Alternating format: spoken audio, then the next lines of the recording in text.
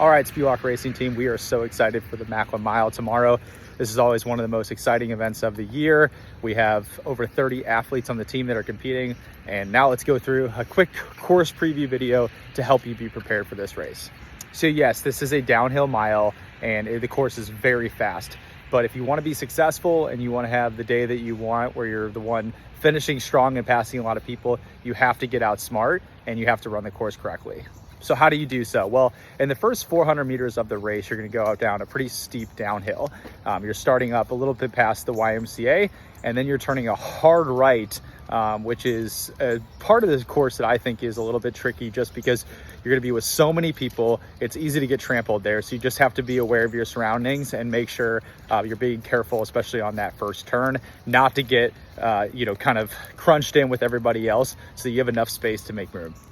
After you get down the first 400 meters, you're going to start going uphill, which is kind of funny because a lot of people think of this course as just an entire downhill mile, but there is a pretty significant climb on that second 400 meters. And so you have to be smart and make sure that you don't get out too quick those first 400 meters so you have the ability to get up that hill and pass people that are slowing down.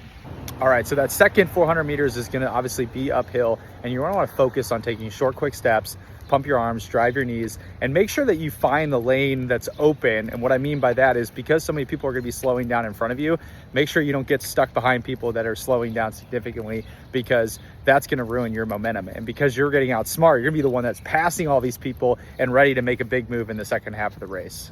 When you get to 800 meters, you do have a little bit of a climb right there, and then you'll end up having a little bit of a dip and then a huge downhill after that. And so that's the part of the course that you have to really tell yourself, don't fall asleep, make a move, and make sure that you stay mentally tough right there, because that's going to be a spot that you can find some momentum. The third quarter of any mile race is always the most difficult, but the beauty of this course is that that third quarter is going to have a pretty significant drop there. So let that be kind of a positive motivator for you.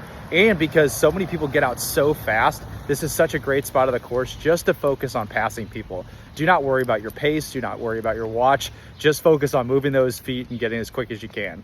This race goes by so fast, and before you know it, you'll be crossing Chippewa Street right there by the iconic 7-Eleven that I talk about every year.